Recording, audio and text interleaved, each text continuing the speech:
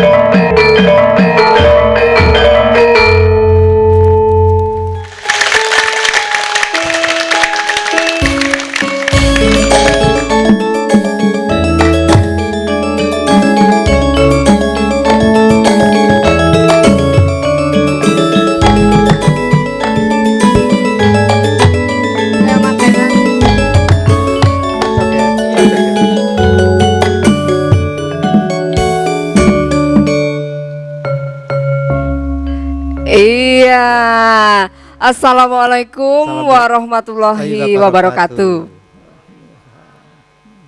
Iya, terima kasih Bapak dan Ibu. Senang sekali Pak Darmadi kita bisa menyapa kembali pemirsa Jawa Tengah ya. Dengan ceriahnya ya. Kita mulai lagi ketemu di acara Arum Dalu. Mohon tepuk tangannya yang meriah. Acara ini kerjasama TVRI Jawa Tengah dengan Yayasan Damandiri. Nah, ini di sebelah saya Bapak Darmadi dari Yayasan Damandiri yang acara kita ini membantu program pemerintah ya Bapak ya dalam rangka untuk pemberdayaan dan pengentasan kemiskinan. Iya, khususnya melalui bidang kesehatan, pendidikan dan juga UMKM. Usaha kecil. Iya, baik, karena memang ini masih hangat-hangatnya Hari Koperasi, kita baru saja memperingati Hari Koperasi. Betul Mbak In, jadi tanggal 12 Juli yang lalu baru saja pemerintah dalam hal ini malah diperingati oleh Bapak Presiden ya. Iya. Nah tentunya bukan hanya di pusat saja, tentunya daerah-daerah di daerah-daerah juga memperingati. Karena memang koperasi itu merupakan pilar dari kegiatan ekonomi kerakyatan. Maka masyarakat. Dari itu mendapatkan tempat yang sungguh-sungguh menjadi perhatian dari pemerintah. Iya, benar sekali. Dan koperasi ini tidak terkena imbas loh Bapak ya. Oh iya, betul. Ya, tepuk tangan dulu untuk koperasi. Koperasi yang ada di Jawa Tengah. Di sini juga hadir nasabah-nasabah dari Bank Jateng. Bank Jateng juga membina koperasi-koperasi di Jawa Tengah. Siapa saja yang hadir pada hari ini? Kita langsung kenalkan ya Pak Darmadi. Halo.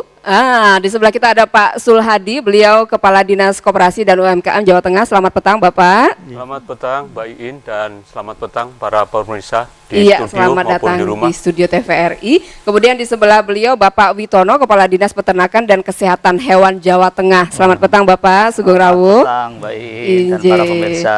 Terus yang sebelah sana Mbak Iin. Nah, Pak Darmadi udah kenal banget. Iya itu. Di sana itu yang punya uang baik. Jadi kalau koperasi untuk mengakses modal kurang, di sana itu tengah itu. Iya, Bapak Basuki, mohon tepuk tangan yang meriah. Dari Bank Jateng, Direktur Pemasaran Bank Jateng. Dan sebelah beliau Pak Sri Kuncoro, Kepala Bidang Pengembangan Usaha dari Gabungan Koperasi Susu Indonesia, GKSI. Kita beri tepuk tangan yang meriah. Dan siapa saja audiens kita?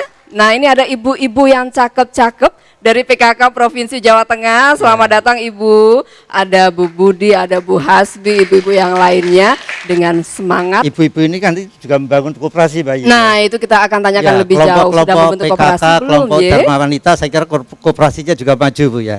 Iya, nanti kita tanya-tanya lagi. Kemudian di sebelah kiri Ikatan Bidan Indonesia Jawa Tengah. Selamat datang, mohon tepuk tangannya yang meriah. Ini juga merupakan nasabah ya. Kenapa ini bicara tentang koperasi? Kenapa bidan dia di sini? Kenapa mereka membentuk koperasi kah? Bidan itu dulu banyak bergerak di dalam program keluarga berencana. Iya. Kenapa sekarang bidan di koperasi? Bidan? Nah, kenapa? Saya nggak tahu.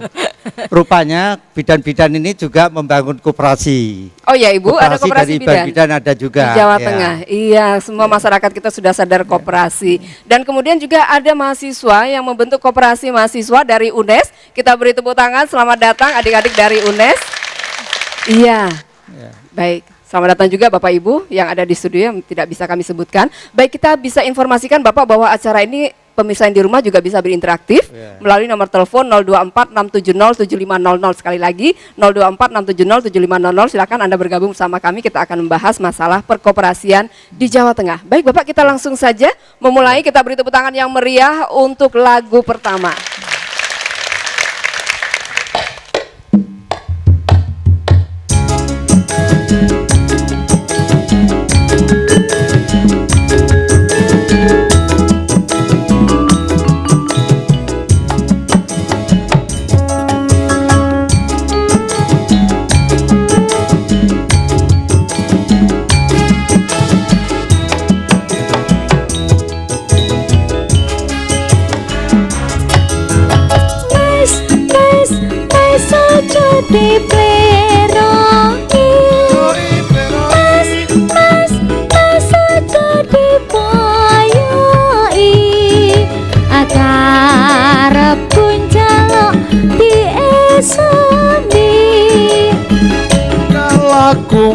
Kudu ngerti cara aja ditimbang beda gawe gelo mangko ke akari ing jaman mbok iya sing eling bab opo Mas iki budaya pancene bener kandamu.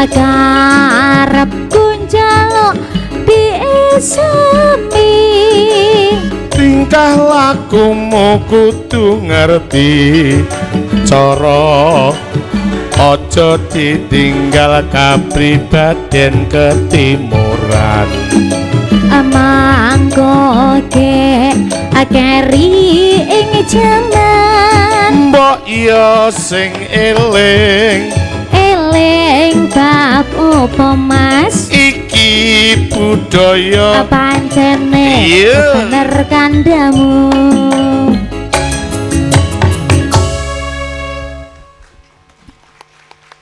Iya baik, terima kasih Dewa Ruci Campur Sari pimpinan Bapak Gianto. Saya mau yelnya dulu ya biar kita semangat Bapak dan Ibu, adik-adik mahasiswa. Arum Dalu mandiri selalu, ya terima kasih. Baik, kita sekarang berbicara tentang koperasi. Nah ini ada suhunya, Koperasi Jawa Tengah, Pak Sulhadi. Bapak mungkin bisa diceritakan, apakah memang masyarakat Jawa Tengah memang sudah sadar betul tentang perkoperasian, sejauh ini apa sih yang dilakukan dari Dinas Koperasi, Pak?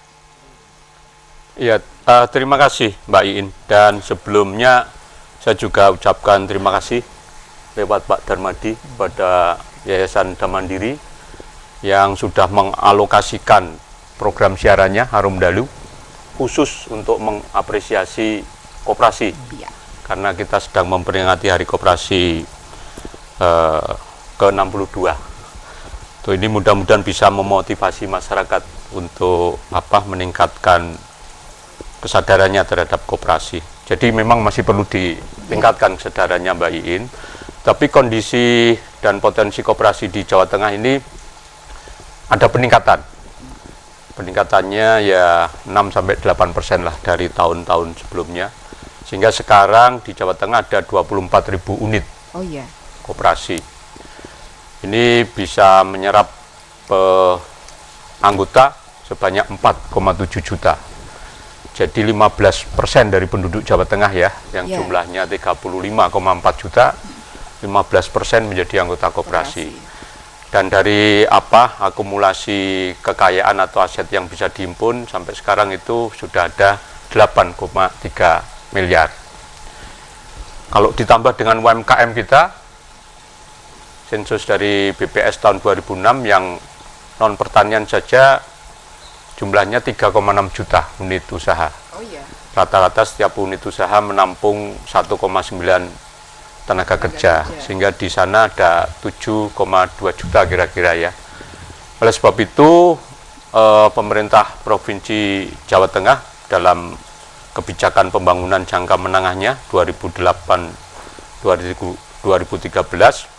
salah satu misinya dari 6 misi yang ada, memang menempatkan pada posisi ini, koperasi ini.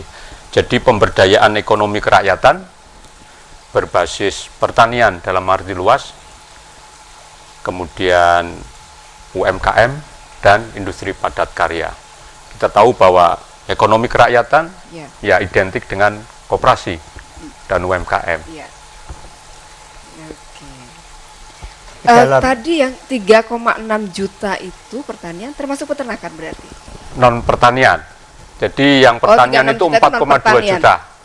Itu hasil sensus ekonomi tahun 2003. Karena berbeda waktu periodisasi sensusnya, oleh BPS tidak boleh serta-merta dijumlahkan begitu.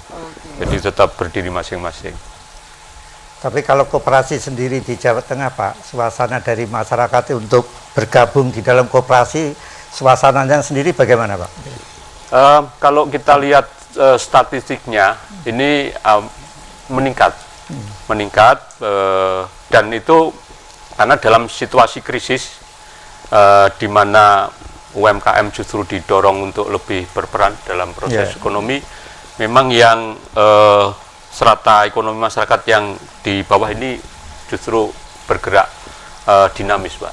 Pada saat perusahaan-perusahaan besar menurun karena pangsa ekspornya juga menurun, yang kecil-kecil ini meningkat. Oleh sebab itu sekarang yang diperlukan justru perkuatan untuk akses permodalan. Iya, memang beberapa permasalahan untuk UMKM itu ada masalah modal, kemudian pemasaran ya Pak ya, terus kemudian modal tadi karena mereka tidak bisa langsung berhubungan ke bank, salah satunya harus membentuk koperasi gitu ya. Tapi saya dengar dari Riri, sekarang itu barangkali Pak Zul, sekarang itu kan banyak kegiatan-kegiatan usaha yang informal, Pak. Ya, informal itu saya kira banyak sekali, hampir 40-50 juta itu. Kadang-kadang usaha-usaha yang informal itu, mereka itu mungkin ada enggan atau tidak bisa untuk digerakkan bergabung di dalam koperasi. Nah, gimana Pak di Jawa Tengah ini? Apakah ada usaha-usaha di dalam kegiatan-kegiatan yang informal sekarang itu, kemudian dijadikan formal untuk dijadikan usaha sebenarnya? Karena saya dengar itu ada juga kesulitan-kesulitan untuk bikin koperasi ini. Selain dari minat itu sendiri juga masih kadang-kadang agak ragu-ragu. Seperti itu, Pak. Iya. Sebetulnya untuk proses pembentukan koperasi itu sendiri sangat mudah dan memang kita juga permudah. Oleh sebab itu upaya untuk memberikan kesadaran masyarakat untuk berkoperasi, kita upayakan secara kelembagaan itu lebih dekat dengan masyarakat, sehingga kita pun juga bermitra dengan PKK. Ini ibu-ibu PKK alhamdulillah bisa rawuh di sini, karena kita tahu persis bahwa salah satu program pokok PKK adalah untuk pengembangan koperasi. Dan selama ini berdasarkan data empiris ini Pak Darmadi, koperasi yang dikelola oleh ibu-ibu itu berkembang bagus. Oh, lebih bagus. Karena syarat utama ngelola koperasi itu kan sebetulnya jujur, cermat, bertanggung jawab. Ini syarat-syarat substansial ini dimiliki oleh ibu-ibu. Jujur, cermat begitu. Katanya bapak-bapak kejujurannya diragukan. Tepuk tangan dulu untuk ibu-ibu. Iya, hirup ibu-ibu. Lah, ini ibu-ibu yang secara kelembagaan dekat dengan masyarakat. Sehingga dari sana kita berharap bisa dibentuk. Ya misalnya secara bertahap lembaga prakoperasi dulu, kelompok-kelompok usaha bersama, setelah mereka matang bisa ditingkatkan menjadi koperasi. Karena 20 orang sudah bisa bentuk koperasi, Pak. Minimal 20. 20 orang Minimal bisa 20. bentuk koperasi Baik, primer. kita tahan sebentar. Kita ngelihat dulu Bapak lebih jelas lagi tentang sejarah koperasi seperti apa. Karena tidak kenal maka tidak sayang, makanya kita lebih kenal lebih jauh lagi tentang koperasi, sejarahnya seperti apa. Kita saksikan visualisasi yang sudah dibuat oleh rekan-rekan kami berikut ini. Tanggal 12 Juli bagi para insan koperasi merupakan hari yang sakral karena diperingati Hari Koperasi Nasional.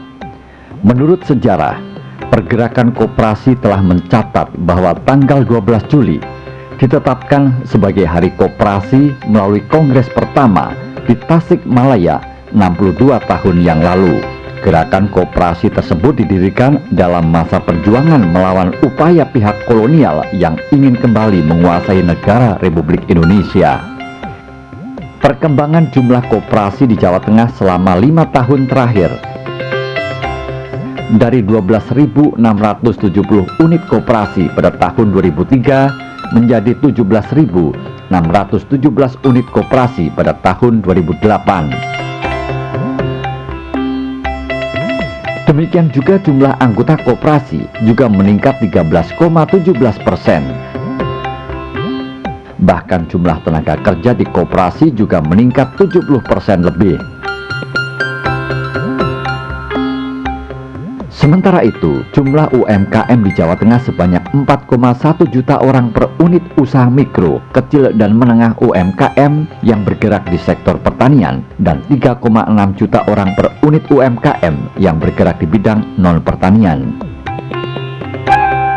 Jika satu unit UMKM dapat menyerap 2 tenaga kerja, pada kedua sektor tersebut sedikitnya dapat menyerap 7.400.000 tenaga kerja. Guna meningkatkan daya saing UMKM, perlu dilakukan upaya peningkatan produktivitas dan kualitas produk yang berbasis unggulan daerah yang bertumbuh pada sumber daya lokal serta produk yang spesifik atau unik. Upaya-upaya yang sudah dilakukan untuk memberdayakan koperasi dan UMKM meliputi peningkatan kualitas SDM dan kelembagaan, perkuatan permodalan, peningkatan akses pemasaran, dan penumbuhan wirausaha baru. Mungkin yang perlu pertama-tama saya sampaikan kepada seluruh warga masyarakat di Jawa Tengah khususnya yang bergerak di koperasi, bahwa dengan era sekarang yang kita kenal dengan New Wave Economic, kita akan berangkat dari dua tahap, yaitu mengenai inovatif dan kreatif. Nah, jangan lupa bahwa di dalam kegiatan ini kita juga mengenal satu triple helix, yaitu kerjasama terpadu antara pemerintah, pelaku bisnis, dan juga akademisi.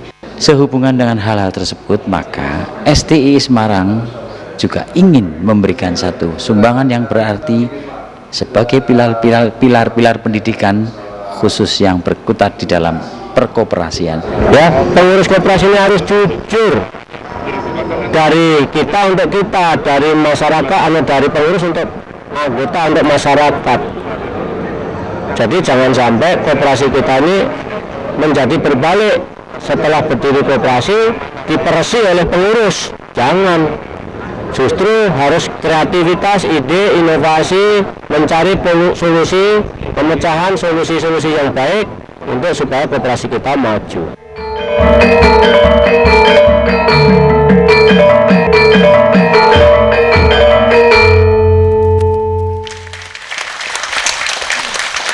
Iya, itu tadi gambaran tentang koperasi di Jawa Tengah dan komentar dari Pak Gubernur bahwa koperasi yang sudah baik, jangan pengurusnya malah memeras gitu ya. Jadi memang kejujuran seperti tadi yang disebutkan oleh Pak Sulhadi itu menjadi penggerak utama ya Pak ya, kejujuran, kemudian dari tekadnya tadi ya Pak ya, karena koperasi kan memang untuk anggota.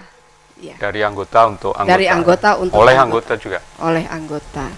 Nah, Mbak Riri, Bayin, Bapak Gubernur kan sekarang itu di Jawa Tengah kan terkenal dengan programnya mau Bali Deso, Bangun Deso. Ya. Nah, barangkali Pak Sulhadi ini kerto gimana dalam menggerakan koperasi ini dalam rangka untuk membangun desa ini, Pak?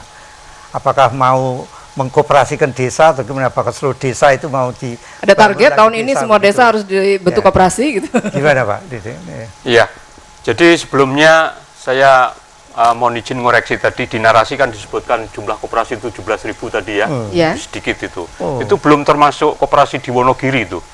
Koperasi setiap RT di Wonogiri itu bentuk koperasi, Mbak Iin. Betul. Oleh Pak Beguk dibentuk dan kebanyakan usahanya simpan pinjam. Di sana ada 6.900 unit koperasi. Khusus Wonogiri. Sehingga kalau 17.000 berapa Tambah tadi dijumlahkan dengan koperasi Wonogiri yang 6.924 unit tadi. Itu jumlahnya. Jadi lengkapnya seperti Ternyata itu. Mungkin waktu narasi disusun koperasi Wonogiri belum masuk.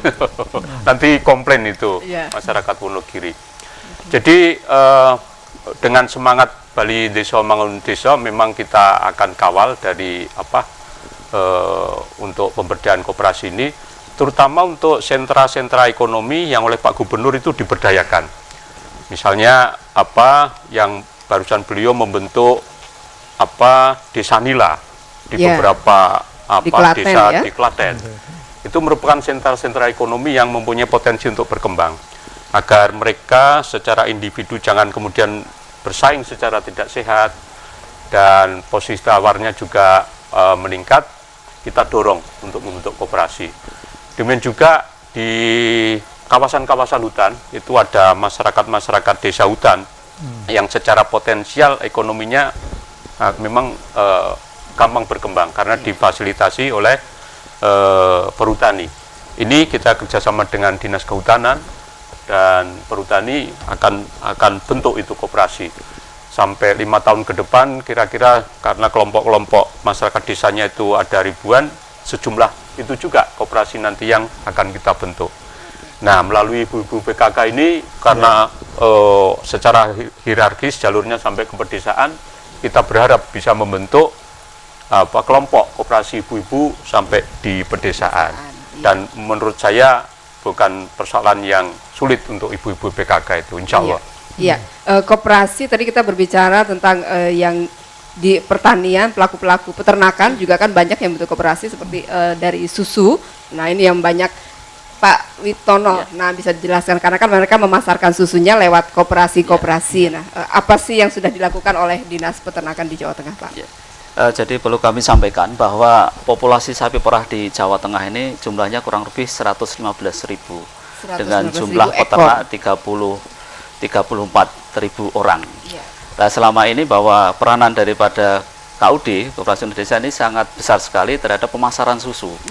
Jadi para peternak sapi perah ini sebagian besar adalah anggota daripada koperasi. Dan selama ini bahwa pemasaran susu itu sebagian besar hampir 85% itu dipasarkan lewat KUD, kemudian KUD juga ke GKSI, baru nanti dipasarkan ke industri pengolahan susu. Nah, Dinas Peternakan dalam hal ini, tugas Dinas Peternakan yaitu memberikan dalam arti kebijakan, kemudian juga pelayanan terhadap kesehatan hewan, kemudian juga pengawasan terhadap kualitas susu yang ada baik di peternak maupun di KUD yang ada. Susu yang selama ini dihasilkan itu terserap seluruhnya untuk dipasarkan? Ya, jadi susu ini maksudnya kualitasnya memang standar untuk iya, jadi susu yang akan dipasarkan, jadi dari peternak biasanya ini dari peternak ini ada yang lewat loper pengumpul susu, kemudian disetorkan ke KUD. Dari KUD tersebut ada yang disetorkan ke GKSI, kemudian ke IPS, Industri Pengolahan Susu. Ini kualitas juga diawasi karena pabrik pengolahan susu itu kan kualitas ini sangat penting sekali karena nanti kan diproses untuk susu bubuk dan sebagainya. Jadi pengawasan kualitas itu diawasi secara ketat oleh IPS itu. Kalau industri pengolahan susu. Oh, industri pengolahan susu.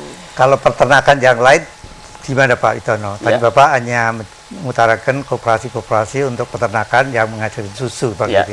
Kalau peternakan yang lain seperti peternakan unggas, kemudian peternakan bebek yang banyak begitu, gimana Pak? Berarti apakah itu juga digerakkan untuk Ya, selama ini memang yang sebagian besar itu memang di persusuan ini, karena pemasaran susu oleh para peternak ini kan sangat tergantung pada dipasarkan ke KUD tadi gitu, karena selama ini kan susu itu kan sesuatu yang mudah rusak barangkali, sehingga ini kan harus cepat, pasarnya tidak bisa disimpan di rumah dalam waktu yang lama dan sebagainya. Namun bukan berarti anggota koperasi itu hanya kelompok dari peternak sapi perah, tidak, tapi di kelompok-kelompok petani pun lain sapi potong mungkin juga sudah ada yang menjadi anggota daripada koperasi. Hanya sebagian besar saja ini di sapi perah yang sebagian besar.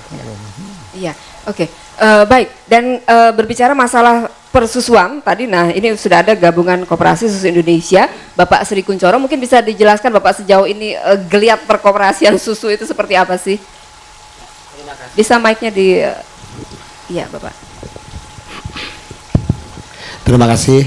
Jadi tentang perkoperasian, tentang koperasi gabungan susu itu di seluruh Indonesia, memang saat ini ada kendala sehingga benar-benar untuk apa yang disampaikan oleh Kepala Dinas Peternakan itu sangat ketat. Karena apa? Khususnya di wilayah Jawa Tengah dan DIY saat ini kualitasnya sangat ketinggalan dibandingkan dengan kualitas susu dari GKSI Jawa Timur maupun Jawa Barat. Ketinggalannya dalam hal? Dalam hal yang jelas untuk wilayah Jawa Tengah itu faktor air itu khususnya kurang menunjang. Karena apa? Susu sebagian besar di sini diproduksikan dari daerah Boyolali, dan Semarang. Tapi kalau Semarang juga hanya 40%, yang 60% itu dihasilkan dari sekitar lereng Gunung Merapi. Oke. Berarti kualitasnya yang kualitasnya belum bisa sangat menyamai ya. Tapi saat ini setelah dengan kepemimpinan beliau Bapak Gubernur yang baru, Bapak Pipit Waluyo, menggerakkan dengan tim persusuan termasuk yang disponsor oleh Bapak Dinas Peternakan, saat ini kualitasnya sudah agak begitu drastis naik, sehingga sudah seimbang lah dengan Jawa Timur, termasuk harga pun tidak ketinggalan saat ini. Boleh tahu harganya, Pak? Harganya sekarang yang langsung kepada peternak yang paling rendah adalah 2.600, kan sesuai kualitas, yang tertinggi sampai 3.600. Iya. Kalau dari dari GKSI membayar ke koperasi itu 3.200 sampai 4.200. Juga sesuai kualitas apa yang disampaikan oleh beliau Bapak Kepala Dinas Peternakan tadi. Iya, tapi semua produksi susu itu bisa terserap untuk Alhamdulillah industri susu. Untuk wilayah Jawa Tengah saat ini produksinya untuk peternak kita itu setiap hari 170 sampai 190 ton itu terserap semuanya lewat koperasi atau gabungan koperasi susu Indonesia itu. Iya. Baik. Tentang permodalannya sendiri bagaimana Pak? Sekarang bicara tentang permodalan dari koperasi, barangkali Pak Dinas, Pak Zul ini. Kadang-kadang memang koperasi itu kan terdiri dari kelompok-kelompok yang kadang-kadang modalnya itu kan berasal dari tabungan pokok, tabungan wajib dan sebagainya. Nah, untuk bisa berkembang dari kegiatan lebih tinggi, biasanya kan agak sukar untuk menambah modal karena keterbatasan dari anggota-anggota koperasi ini. Barangkali Bapak upaya-upaya untuk bisa akses permodalan, bagaimana Pak usahanya? Iya Pak Darmadi. Sebelum lupa tadi saya ingin tangkap tawaran peluang dari Pak Darmadi untuk bisa mendorong semakin tumbuhnya koperasi. Barangkali bisa untuk gambaran ibu-ibu PKK kan, untuk pembentukan koperasi itu kan ada akte notarisnya. Akte notaris ini biasanya bayar kan. Ini Yayasan Dharma Mandiri menawarkan pada saya tadi waktu sebelum ini. Tawarkan untuk membiayai akte notarisnya itu. Nah, kan lumayan dibantu ya. Kemudian pada saat modal awal diperlukan 15 juta itu beliau bisa bantu juga, tapi minjam yang itu.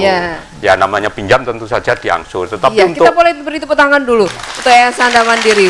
Untuk notaris dibayarin, modal awal dipinjamkan. Tapi ada syaratnya Mbak I. Oh ya. Syaratnya adalah kelompok-kelompok ibu-ibu PKK atau kelompok bidan itu harus menggerakkan pemberdayaan usaha, pemberdayaan keluarga di masyarakat yang kita kenal sebagai menjadi posdaya. Kalau dulu posyandu, sekarang kita gerakkan menjadi posdaya. Jadi upaya-upaya posdaya ini tadi seperti Mbak In sampaikan, itu di bidang kesehatan, pendidikan, dan kegiatan usaha kecil. Nah, usaha kecil itu kita dorong untuk menjadi koperasi. Klop lah itu. Nah, untuk menjadi koperasi biasanya ada kesulitan-kesulitan untuk menjadi akte notaris dan sebagainya. Yayasan Dana Sejahtera Mandiri bisa membantu untuk itu. Iya. Jadi yang ingin membentuk koperasi, terus mereka kemana dong Pak? Jika mencari Yayasan Dana Mandiri kan di Jawa Tengah nggak ada. Lah terus gimana? Pak ini saya membutuhkan koperasi, terus untuk biaya notaris kita menghubungi ke siapa? Ke kelompok-kelompok tadi, misalnya ibu-ibu dari tim penggerak PKK ingin membangun koperasi-koperasi dari usaha-usaha yang ibu sudah bangun di situ 20 atau 30 orang itu. Nah di sana kalau ada kesulitan untuk membangun koperasi karena ada akte notaris, tapi karena ibu-ibu biasanya ibu Dharma PKK itu ada kesulitan Pak. Kalau tidak kesulitan ya tentunya nggak usah dibantu. Syukur-syukur, ya. Tapi kalau kesulitan itu bisa bantu. Ya. Itu. Maksudnya mereka bagaimana cara menghubungi Yayasan Damandiri untuk bisa mendapatkan bantuan itu tadi? Biasanya melalui lembaga kita, mitra kerja kita, bisa lewat Bank Jateng, Bank ya. Jateng atau Bank Bukopin. Tinggal ajukan klaim ke Bank Jateng, Pak, ya. Atau mengajukan, Pak. Ya. Begitu. Nanti kita proses. Siap lah, Pak. Siap. Iya, siap. Bang Sebagai Jateng contoh, siap. Pak, Silakan Pak Basuki, sudah sejauh mana sih untuk karena kita sudah bantuan kerjasama kepada dengan masyarakat. pihak-pihak bank, baik bahwa di Jawa Tengah itu ada Bank Jateng, ada Bank Bukopin, ada juga BPR yang ada di kabupaten-kabupaten. Iya. Iya, Pak Pak Basuki, Basuki. Terima kasih Mbak Iin. Jadi pada prinsipnya Bank Jateng ini kan dititipi dananya dari YDSM. Jadi siap untuk melaksanakan apapun perintah dari Pak Darmadi, termasuk memberikan kredit pundi maupun kredit kepada bidan sejahtera gitu Bu. Iya. Jadi untuk Bank Jateng yang posisi bulan Juni kemarin kreditnya mencapai 10,2 triliun. Ini terdiri dari sekitar 350.000 nasabah Mbak Iin. Jadi rata-rata per nasabah itu kira-kira cuma 30 juta. Sehingga fokus Bank Jateng memang untuk usaha kecil dan mikro. Kaitannya dengan koperasi ini juga sementara ini ada yang sudah berbentuk koperasi, ada yang berbentuk kelompok usaha atau klaster-klaster. Nah, ini seperti contoh di Kudus, ini pengrajin bordir, ini tadinya hanya klaster usaha, kelompok usaha, kemudian sekarang membentuk koperasi. Nah, ini juga kita biayai dengan klasternya itu. Termasuk ini juga ada mungkin nasabah dari Ungaran ya. Ini kelompok usaha peternak sapi tapi untuk penggemukan dengan fasilitas KKPE. Ini justru bunganya disubsidi oleh Departemen Keuangan. Kemudian kalau IBI ini memang maaf Pak Darmadi karena plafonnya kecil sehingga animonya itu sedikit. Karena bidan itu butuh modalnya itu besar walaupun diiming-imingi dengan subsidi bunga dari Pak Darmadi ini. Jadi kalau bunganya 12%, ini yang 4% yang bayar YDSM, yang 8% dari IBI, tapi plafonnya itu kecil sehingga tidak begitu menarik. Itu kami mohon nanti dari YDSM bisa memberikan tambahan plafon untuk bidan secara. Kalau boleh tahu berapa sih Pak plafonnya untuk 10 juta Bu. 10 juta. Iya, 10 Mbak Iin, ya 10 juta. Nah, ini kami mengharapkan bisa ada tambahan soalnya untuk umpamanya peralatan bidan, kemudian untuk stok obat-obatan, alat KB ini perlu modal yang cukup. Iya, ini kan tadi baru Pak Basuki yang menyebutkan kalau 10 juta itu kurang. Nah, ini di sini ada bidan-bidan, mungkin boleh diutarakan langsung apakah memang 10 juta per nasabah itu masih belum mencukupi Ibu? Silakan. Terima kasih Mbak Iin, Pak Kuncoro dan juga Pak Darmadi, kami perwakilan dari Ikatan Bidan. 10 juta. Itu merupakan BLT untuk kami Mbak, bantuan langsung. langsung telas ya, langsung habis. Untuk inovasi dan renovasi tentunya ya. Karena apa, sekarang bidan itu perannya sudah seperti waralaba lah. Waralaba yang merupakan kompetensi yang positif tentunya, yang didukung antara lain dengan knowledge, dengan skill yang yang sangat mendukung tentu sarana dan prasarana. Yang apapun kami sangat-sangat berterima kasih Bapak Kuncoro melalui Bapak yang sebelumnya Bapak Madun, yang sekarang diteruskan oleh Bapak Aris. Terima kasih sekali. Dengan 10 juta kurang, tapi apapun kami bersyukur alhamdulillah karena bisa untuk inovasi dan renovasi, terutama karena tuntutan pelayanan dari masyarakat. Iya, tapi ibu-ibu di sini sudah menjadi nasabah semua ya? Sudah. Pundi ya? Ya, kalau mau mengusulkan itu mau sampai berapa sih Bu? Ya idealnya ya namanya usaha untuk kami ya sekitar kisarannya ya 25 barangkali begitu. Oh begitu. Ya, terima kasih Pak sekali. Darmadi bisa diusulkan ke Pak Yorisyono untuk plafon bidan sejahtera ini bisa sampai 25 juta. Terus mengenai ini Mbak Iin, kemarin pada saat upacara Hari Koperasi di provinsi ini kebetulan Pak Kepala Dinas Koperasi dan UKM juga meluncurkan Kridamaskop. Ini juga kredit pemberdayaan masyarakat koperasi. Nah, ini kerjasama dengan Departemen Koperasi melalui Bank Jateng memberikan dana sekitar 26,5 miliar. Nanti akan disalurkan kepada 265 kelompok usaha atau koperasi dengan kerjasama dengan Dinas Koperasi dan UKM. Kemarin secara simbolis ini koperasi di daerah Solo Tigo itu adalah agrobisnis. Kemarin masing-masing 100 jutaan. Nah ini mudah-mudahan dalam waktu dekat ini dana yang 26,5 miliar ini segera terrealisir untuk membiayai koperasi-koperasi di Jawa Tengah. Sedangkan untuk KKPE ini memang kredit ketahanan pangan dan energi yang untuk pembiayaan tadi klaster-klaster sapi perah penggemukan sapi ini juga sudah jalan.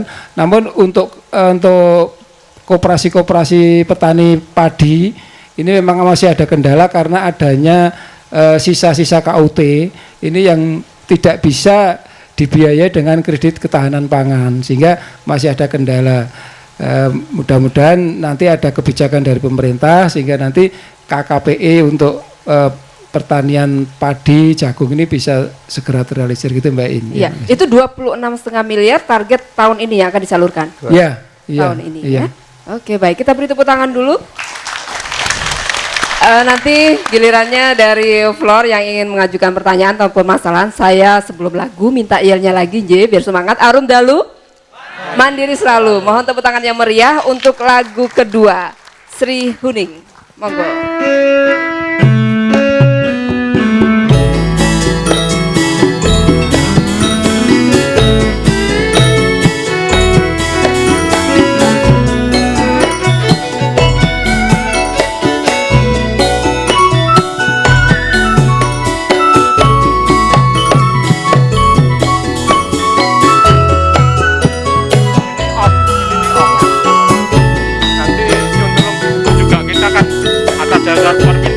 Sri Huning Mustika Tuban Lapo tresno kang sabaya pati marang Raden Wiratmaya kang wus pranyata anandur branti Huning Catan Grahita kang kinarka kadange pribadi Wiratmaya putranira Sura lawe Adipati Tuban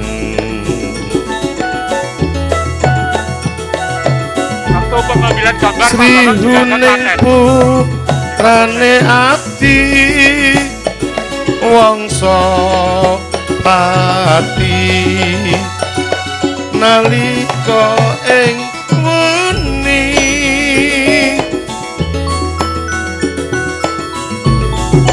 kapupuh ing Madyalaga duk prang agung kelawan Minak Jingga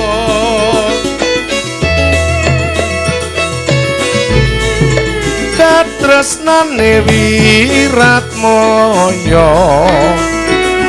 tinampi ning Rara Sri Huning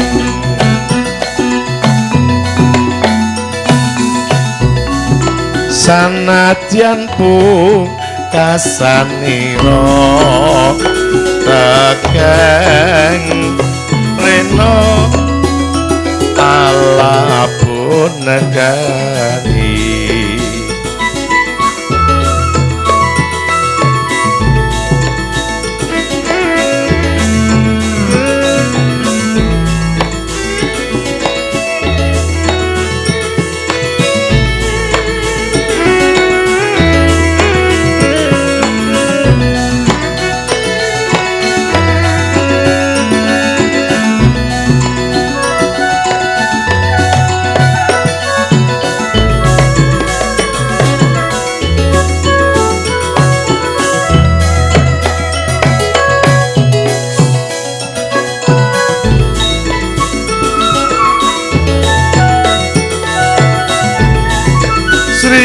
ning putrane ati wong Sopati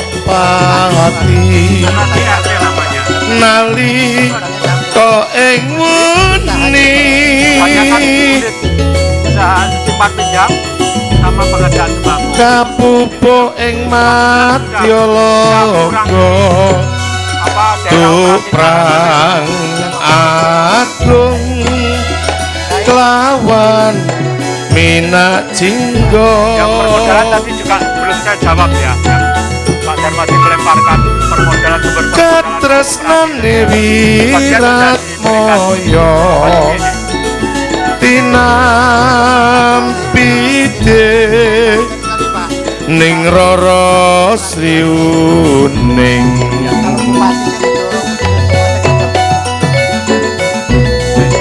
sanadyan pungkasanira tekeng lena alabu negari.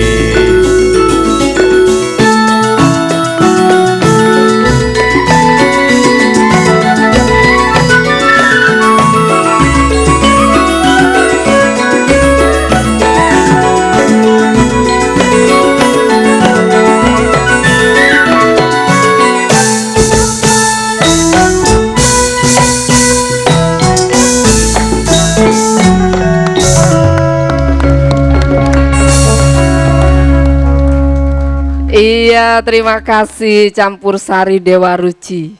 Nah, itu dia. Saya pengen menyambung tadi apa disampaikan oleh Pak Sulhadi tadi, bahwa rupanya di Jawa Tengah itu tadi disebutkan jumlah koperasi itu kurang. Ya. Karena di beberapa kabupaten, khususnya di Wonogiri tadi disebutkan, masing-masing RT punya semua koperasi punya ya? itu. Nah, bagaimana Pak manfaat dari adanya koperasi yang sudah dibangun RT tadi, terutama. Nah, barangkali Bapak bisa juga programkan untuk mendorong para bupati-bupati lain itu juga membuat koperasi di tiap RT itu, Pak. Iya. Jadi di Wonogiri itu laporan yang kami terima, Pak Darmadi, itu dengan adanya koperasi RT, kebanyakan mereka usahanya unit simpan pinjam, kemudian pengadaan sembako ya untuk itu ternyata sudah bisa menekan, mengurangi daerah beroperasinya lintas darat, rentenir, dan bisa meredam potensi konflik horizontal antar kelompok kampung gitu ya. Ya, saya pikir baguslah karena dengan demikian kan situasinya kondusif ya. Memang kami disemangati Pak waktu Saresian itu potensi koperasi di Jawa Tengah yang begitu secara kuantitatif cukup banyak dan secara kualitatif masyarakatnya juga semangat gotong royongnya masih bisa dibangkitkan ya. Kenapa tidak memproklamirkan sebagai provinsi koperasi misalnya? Tapi kami juga perlu dukungan dari kabupaten kota yang tentu ini akan menjadi pilar-pilar penyangga ya, berperannya ekonomi kerakyatan. Nah, ini kalau Pak Darmadi lewat Yayasan Damandiri bisa mensupport untuk pendirian koperasi tadi, biaya untuk akte notarisnya, nah ini sudah goodwill yang sangat bagus. Saya rasa akan bersambung Mbak Iin. Nah, barangkali Pak, kalau Bapak berkenan, seperti model yang ada dilakukan di Wonogiri kan sudah terbangun Pak. Barangkali di kabupaten lain, di mana ibu-ibu barangkali dari PKK atau mungkin dari ibu bidan atau dari kelompok-kelompok kubi yang ada itu didorong untuk menjadi koperasi Pak. Koperasi tadi bisa berbasis RT atau RW begitu Pak. Nah, dengan RT, dengan RW dan koperasi, kalau ada kesulitan, saya kira Yayasan Dana Sejahtera Mandiri melalui Pak Bupati nanti bisa ikut membantu untuk tadi Pak, bisa membangun. Siap Pak Darmadi. Ya, kita tidak lanjutin nanti. Manfaat kepada masyarakat tadi, yang Bapak aturkan tadi di Wonogiri sudah bagus juga, gitu Pak. Iya. Kelompok fungsional atau kelompok profesional begitu. Nanti kita lihat potensi apa yang paling bisa menjadi pemicu terbentuknya koperasi. Tapi di Indonesia belum ada ya provinsi koperasi provinsi mana gitu belum ya? Belum, setahu saya belum. Mudah-mudahan nanti Jawa Tengah ya yang mengawali. Ya, Jawa Tengah di beberapa daerah dulu pernah dijuluki seperti Klaten itu kabupaten koperasi pernah. Dan Wonogiri juga disebut-sebut seperti itu. Kabupaten dengan 1000 koperasi ya, walaupun jumlahnya sampai 6.900. Tapi dengan Lawang Sewu itu kan sebetulnya tidak ada juga 1000 ya, tapi orang menyebutnya gampang Gedung Lawang Sewu itu. Baik, ada penelpon Bapak, kita terima dulu. Halo, selamat petang. Halo. Iya, Arum Dalu, selamat petang. Ibu dengan siapa? Mbak Rin. Iya, dengan siapa Ibu? Iya, dari Ibu Jarwo ini. Ibu Jarwo di? Ibu Jarwo di Trondol Kulon. Trondol Kulon, Ibu. Semarang ya Ibu? Iya, dari IPI ya. Iya, monggo Ibu. Iya, tadi saya mendengar dari Bapak Pak Sulhadi. Iya, tadi dari IPI itu plafon yang diberikan 10 juta tadinya. Iya. Bidan ya. 10 juta itu ada hanya 10 orang bidan baru digulirkan untuk 10 bidan saat ini, Pak Mbak Rin. Di mana itu Bu yang hanya 10 bidan? Yang 10 juta tadi, yang disampaikan Ibu dari IPI tadi ya. Nah, kalau boleh kami usul, ya, karena ini pengembangan bidan ini sangat luar biasa, walaupun kecil, tetapi tolonglah bisa lebih luas lagi, lebih diperbanyak lagi. Kami sudah mengumpulkan sekitar 25 berkas ke Bank Jateng ya. Ya, sekitar 25 berkas. Kalau boleh kami mohon pada Bapak Direktur Bank Jateng ya, untuk bisa direalisasikan.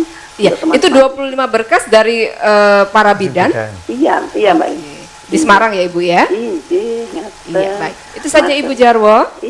Terima kasih. Mudah-mudahan segera direalisasi. Ini ada Pak Basuki. Monggo Pak Basuki mungkin bisa langsung ditanggapin.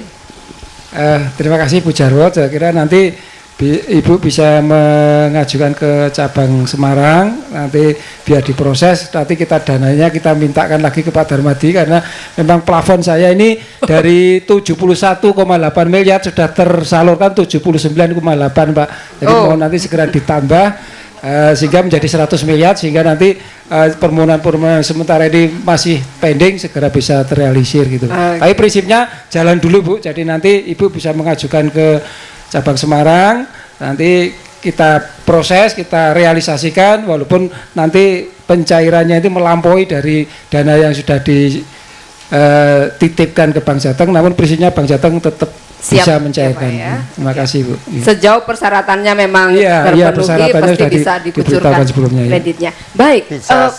Bisa saya tambahkan Mbak. Oh iya, ini yang punya uangnya. Tadi bukan uang, terutama tadi ibu-ibu bidan, memang plafon itu 10 juta. 10 juta itu yang diberikan subsidi bunganya. Tapi kalau plafon ibu-ibu kebutuhannya misalnya sampai 50 juta, saya kira Pak Basuki itu bisa juga mempertimbangkan sepanjang dari tingkat kelayakannya itu, usahanya itu ada. Jadi Pak Basuki itu ada namanya kredit pundi. Kredit pundi itu sampai 50 juta. Tetapi yang diberikan subsidi bunga itu hanya 10 juta yang pertama. Gitu. Jadi tidak bisa semuanya disubsidi bunga ya, sebanyak 50 juta. Supaya dan merata yang lain-lainnya untuk terutama bidan-bidan yang di desa, saya kira itu. Ya, begitu ya Ibu ya. Nah, mungkin kita bisa mendengarkan dari PKK Provinsi Jawa Tengah. Nah ini Bu, apakah memang sudah dibentuk koperasi, sejauh ini seperti apa yang sudah dilaksanakan? Monggo Ibu Budi. Mohon maaf Ibu Budi, kita tahan dulu, ada penelpon yang masuk, kita terima dulu aja sebentar. Halo, selamat petang. Iya, selamat petang Bu. Iya, mohon agak keras sedikit Bapak, dengan Bapak siapa? Ya, dari Bapak Ahmad Weleri. Pak Rahmat di Weleri, silakan Bapak.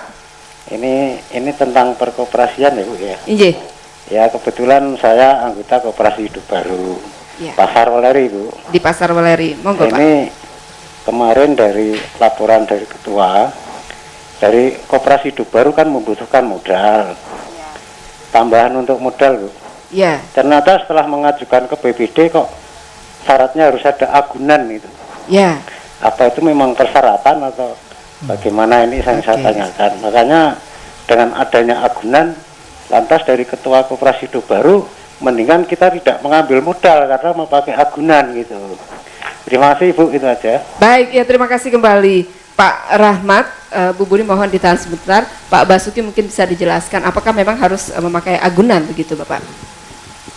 Jadi gini Pak Rahmat, memang persyaratan untuk mengajukan kredit ke bank itu harus ada jaminan. Ini merupakan persyaratan yang harus minimal yang dipenuhi, termasuk tadi bidan itu juga walaupun 10 juta juga ada jaminannya.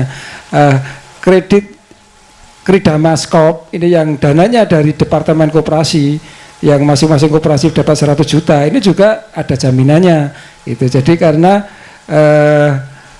dan ini juga melaksanakan dari ketentuan Bank Indonesia bahwa setiap kredit harus dijamin dengan jaminan yang cukup itu, karena supaya ada tanggung jawab untuk bisa mengembalikan pada sesuai dengan jadwal yang telah ditentukan itu. Ya, namun demikian seperti tadi bidan, pokoknya 10 juta, 5 orang 50 juta, jaminannya 1, nah itu bisa dipakai berlima gitu. Jadi tanggung renteng istilahnya kan gitu. Demikian juga untuk koperasi, umpamanya bisa mungkin koperasinya belum punya aset senilai sebesar kredit yang diminta. Ini bisa menggunakan kekayaan milik pengurus, umpamanya milik ketuanya atau milik bendaranya, dipinjamkan kepada koperasi untuk jaminan kredit atas nama koperasi, itu pun bisa. Iya, gitu. Biasanya bentuknya sertifikat gitu ya Pak ya? Iya, tanahkah, rumahkah? Bisa. Gitu. Iya. Mudah-mudahan dari pengurus itu ada yang memiliki ya, sehingga bisa tanggung renteng dengan anggota itu tadi. Mudah-mudahan bisa terjawab Pak Rahmat di Weleri. Silakan Ibu Budi. Terima kasih Mbak Iin, Bapak-bapak dan Ibu yang sangat kami hormati dan banggakan. Terkait dengan apakah sudah ada koperasi di PKK, jawabannya adalah sudah. Sudah. Mulai dari tingkat PKK kan kita tahu semua, mulai dari tingkat provinsi, kemudian kota, kabupaten. Pasti kalau sampai ke tingkat kabupaten dan di beberapa tingkat RT seperti yang tadi disampaikan oleh Pak Sulhadi, sudah ada koperasi yang berbadan hukum.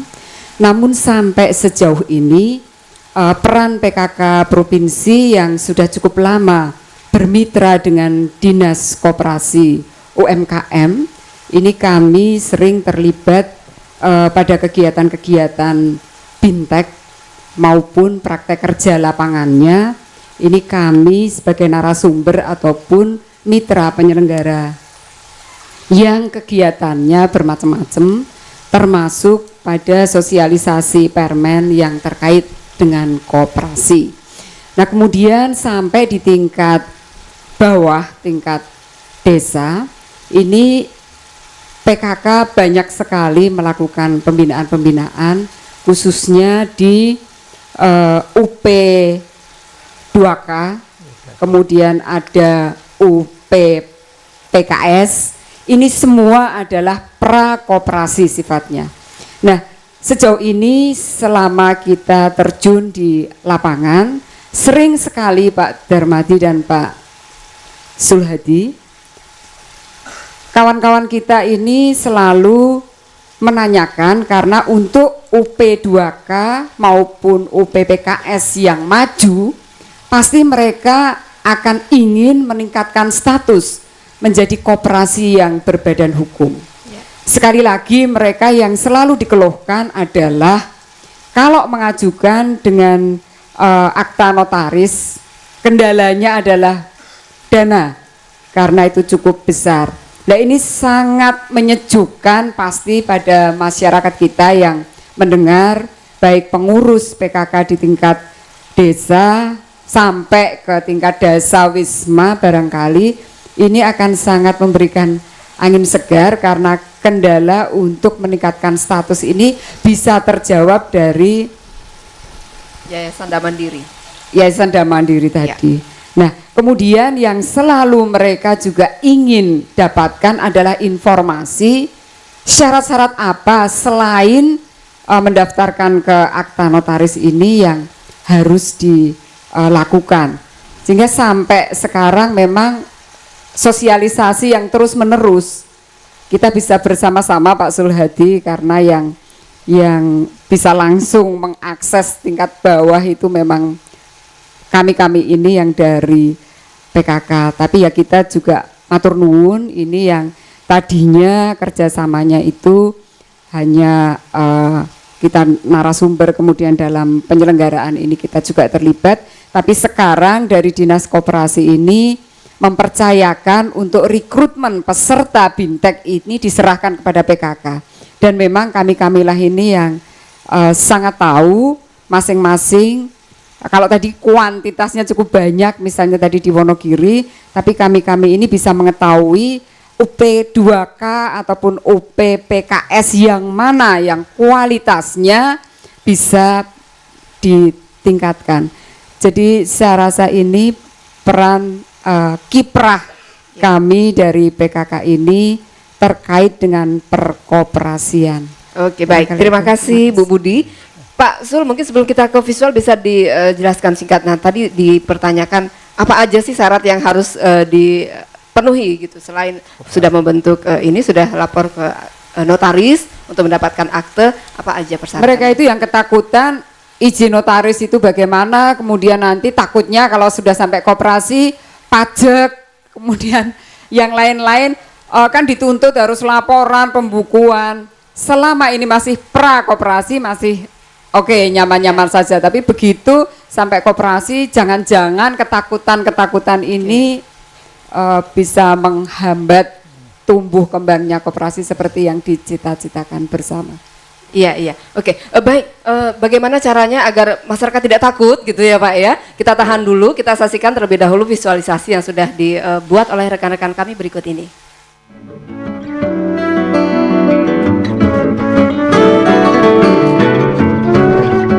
Kehadiran Koperasi Unit Desa KUD di Desa Kemusuk, Kabupaten Boyolali, Jawa Tengah memberi andil bagi peternak sapi dalam memasarkan hasil produksi susunya.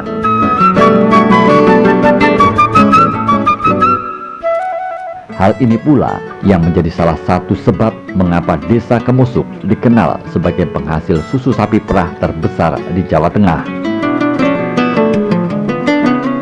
Dalam sehari, KUD Kemusuk menerima 30.000 liter susu dari 4.000 peternak sapi yang langsung dipasarkan ke pabrik susu di Yogyakarta, Gabungan Koperasi Susu Indonesia GKSI di Boyolali, dan sejumlah produsen susu di Jakarta. Usaha ternak sapi perah yang sudah berlangsung puluhan tahun itu kini menjadi sebuah rangkaian kegiatan klaster atau sentra usaha yang sama dalam satu lingkungan. Koperasi yang berdiri sejak tahun 1982 itu hingga saat ini merupakan satu di antara 21 koperasi persusuan di Jawa Tengah. Setiap hari KUD tersebut membeli susu segar dari peternak sapi perah dengan harga rata-rata Rp1.250 per liter bergantung pada kandungan lemak dan proteinnya. Setelah sampai di KUD Kemusuk, susu segar dari peternak langsung dimasukkan ke dalam alat pendingin agar tidak rusak. Salah satu kendala yang saat ini masih dihadapi para peternak adalah kualitas susu yang masih kurang maksimal. Hal tersebut diantaranya disebabkan tingkat kedisiplinan peternak sapi yang masih rendah dalam memberikan pakan dan menjaga kebersihan kandang, serta cara memerah susu kurang tepat.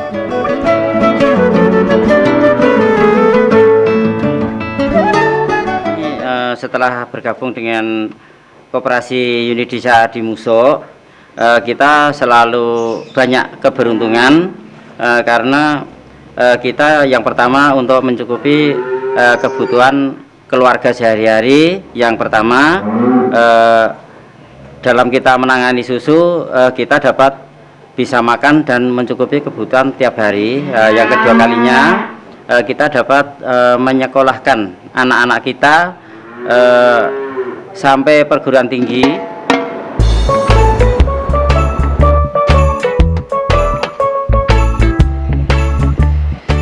Batur Jaya adalah sebuah koperasi industri yang bergerak di bidang pengecoran logam dan permesinan di Desa Batur, Kecamatan Ceper, Kabupaten Klaten, Jawa Tengah. Koperasi yang berdiri tanggal 23 Juli 1976. Saat itu peresmiannya dilakukan oleh Menteri Perindustrian M. Yusuf dalam rangka turut membangun perekonomian bangsa. Koperasi Batur Jaya turut berperan melakukan usaha menciptakan kesejahteraan bagi masyarakat. Namun kini kenyataannya sungguh memprihatinkan. Ketika belum terimbas krisis, produksi logam dari Ceper Klaten mampu mencapai 700 ton per bulan atau memasok sekitar 60% dari kebutuhan logam nasional. Selain itu juga menyerap sedikitnya 4.000 tenaga kerja, di antaranya buruh angkut dan sektor jasa transportasi. Ketika tengah pulih dari krisis beberapa waktu lalu, rata-rata setiap pengusaha mampu mendapat 2 kali pesanan dalam 1 bulan yang masing-masing pesanan sebanyak 15 ton logam. Namun saat ini pesanan hanya sekitar 1 hingga 2 kuintal per bulan. Karena kecilnya pesanan, akibatnya para perajin logam skala kecil akhirnya menitipkan pesanan itu kepada pengusaha yang lebih besar. Padahal jadi tidak gampang, tidak sulit. Tidak sulit. Dan mengenai pajak, saya pikir itu kan di iklan itu hari gini nggak bayar pajak, apa kata dunia gitu kan. Tanpa koperasi, usaha individu pun kan kena pajak itu. Ya. Jadi Tapi misalnya mungkin ada minimal keuntungan berapa yang itu bisa dikenakan pajak. yang dikenakan pajak kan keuntungannya, Ya. bukan hartanya yang digeroti Ya. oleh pajak. Jadi kalau nggak untung ya nggak kena pajak kan. Betapapun saya pikir lebih bagus kalau lembaga ini punya status hukum. Ya. Jadi lebih kuat. Misalnya ingin tender juga punya badan hukum, punya akte pendirian. Kalau prakoperasi kemungkinan ikut-ikut tender pemerintah nggak bisa. Belum, ya. Jadi, lebih bagus kalau status hukumnya jelas, sehingga diakui sebagai badan usaha. Bisa mendapatkan kucuran dari program pemerintah juga nantinya. Bergeraknya sebagai badan usaha lebih luas. Ya. Ini tapi memang perlu sosialisasi. Iya. Dan kami tetap akan bermitra dengan PKK, misalnya diperlukan sosialisasi penyuluhan semacam ini, kita akan lakukan bersama. Oke, jangan takut kalau ada kesulitan, tanyalah Dinas Koperasi setempat gitu ya, Iya, Pak ya, iya, akan siap membantu. brosurnya ada. Baik, ada dari adik-adik mahasiswa dari Koperasi Mahasiswa UNES, silakan. Langsung aja Mas berdiri, monggo. Terima kasih atas waktunya diberikan. Berbicara mengenai koperasi, pasti tidak jauh berbeda dengan pemberdayaan masyarakat. Bahwa antara budaya timur dengan barat sendiri itu ada perbedaan mendasar. Budaya timur terkenal dengan kelompoknya ya Pak. Ya maaf, dengan Mas siapa? Diki Harmanto. Diki Harmanto. Dari Koperasi Mahasiswa Universitas Negeri Silakan. Semarang. Ya, langsung to the point aja. Langsung mungkin saya berkaitan mengenai pemberdayaan masyarakat, saya teringat tentang koperasi unit desa yang ada di desa-desa, bagaimana tentang revitalisasi KUD tersebut. Menurut saya konsep KUD itu sangat baik, walaupun pada awalnya itu bukan dari bottom up ya, tapi up ke bottom. Mungkin gitu aja. Dan yang kedua, mungkin antara Yayasan dan Mandiri dengan Koperasi Mahasiswa bisa bekerja sama untuk memberikan pelatihan-pelatihan dalam bentuk kewirausahaan. Mungkin itu aja, terima kasih. Baik, ada lagi yang dari mahasiswa? Silakan langsung Mbak. Mohon namanya disebutkan ya. Oke. Assalamualaikum warahmatullahi wabarakatuh. Waalaikumsalam. Perkenalkan, nama saya Anaika Rahmawati dari Koperasi Mahasiswa Universitas Negeri Semarang. Sebelumnya saya mengucapkan selamat hari ulang tahun koperasi yang ke-62. Semoga koperasi semakin jaya. Seperti itu.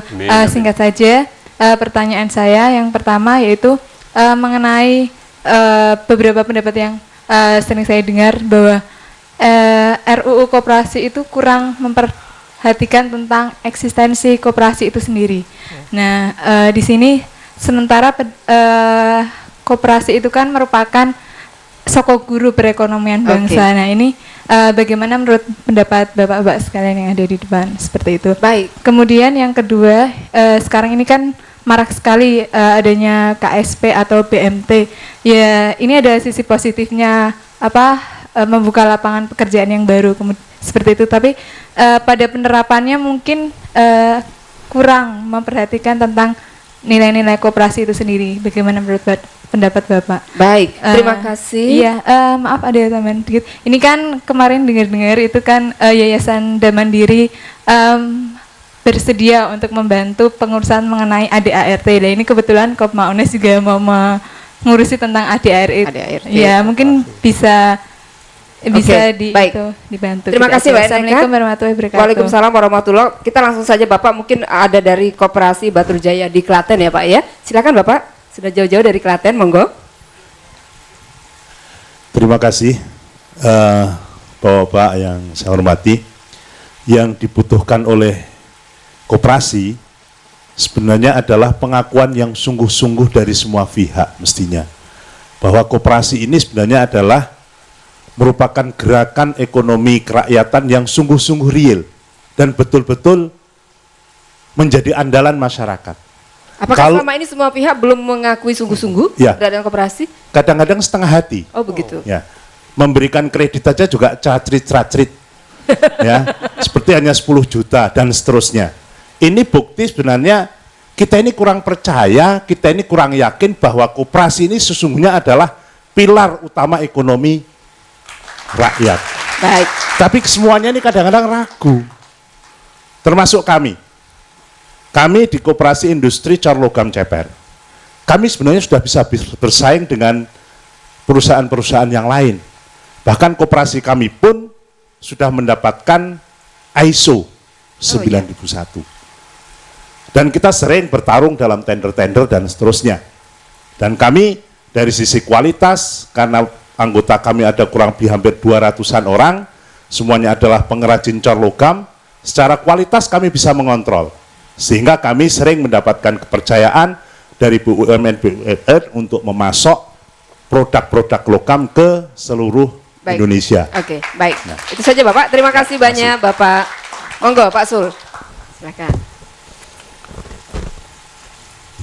Tadi dari mahasiswa tentang Mas Hermanto ya, Mas Hermanto, revitalisasi KUD. Ya. Kita punya KUD pangan itu 594 unit. Jadi setiap kecamatan ada KUD. Ya. KUD pangan, kemudian KUD Mina itu ada 23-an gitu ya. Nah, sekarang KUD pangan.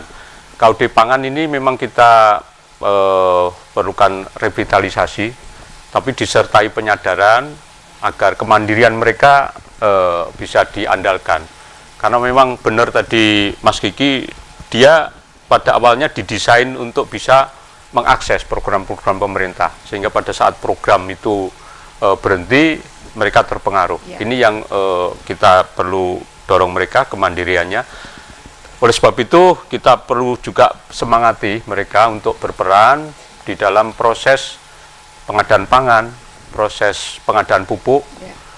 Pengadaan pupuk memang kita masih akan perjuangkan, karena bagaimanapun KUD ini pada masa yang lalu pernah menjadi distributor pupuk itu. Ya. Berdasarkan penelitian, hasil penelitian independen itu hasilnya ternyata bagus. Tidak pernah ada keterlambatan, sehingga pada waktu pupuk diperlukan datang. Okay. Tidak pernah ada kesenjangan waktu, sehingga harganya itu tetap terjaga pada harga eceran. Dan mereka punya pengalaman karena sebelumnya pernah menjadi distributor pupuk, punya infrastruktur. Tapi itu memang bisa dihidupkan kembali ya? Nah sekarang kan regulasinya berubah, sehingga sekarang pengusaha swasta boleh, yaitu baguslah bisa bersaing.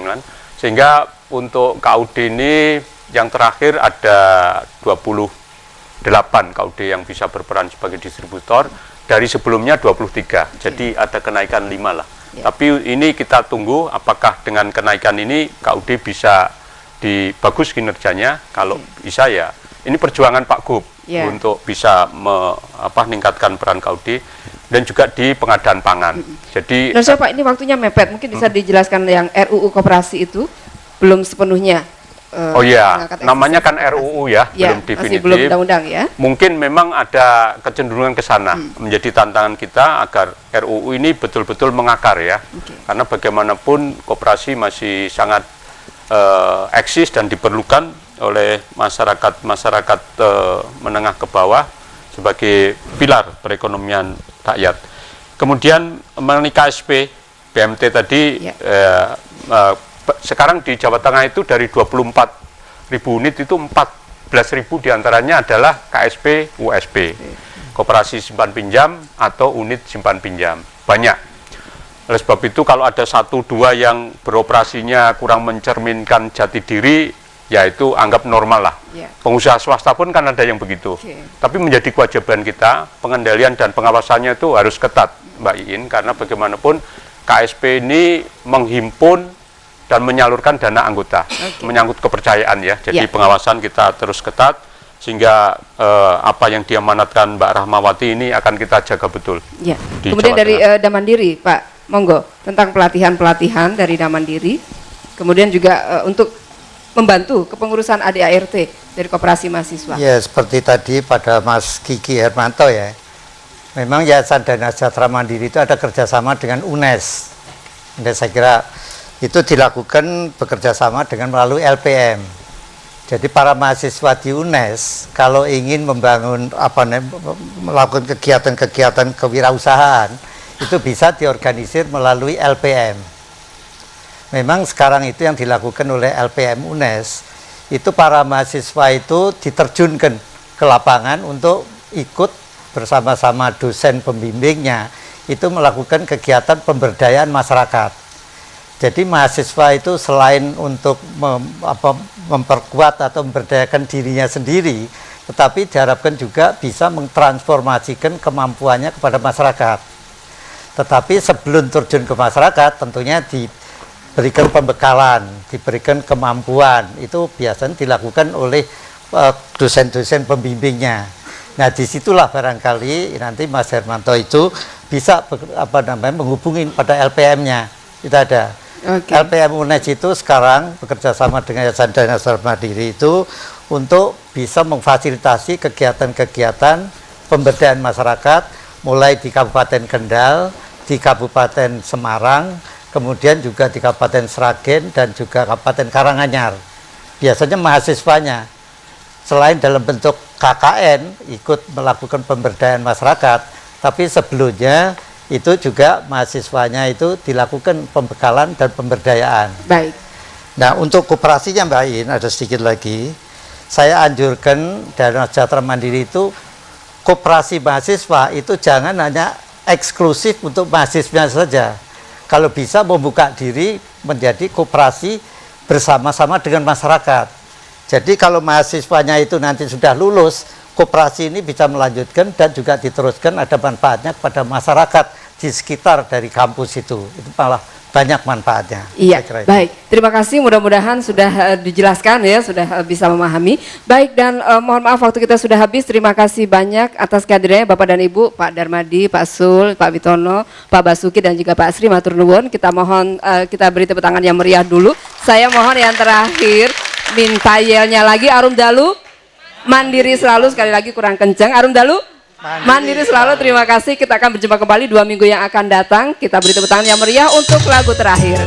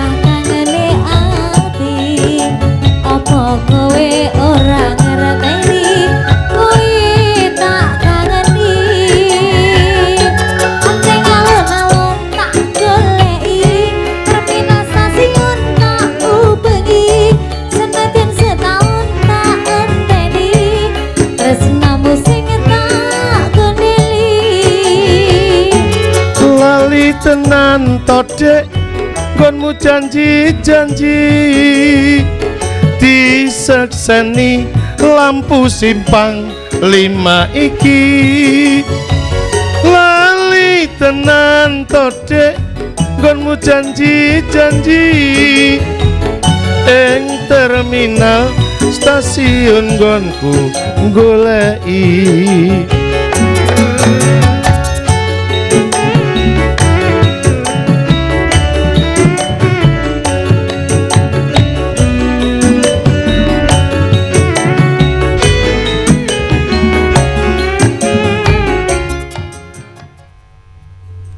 Selamat malam pemirsa, terima kasih Anda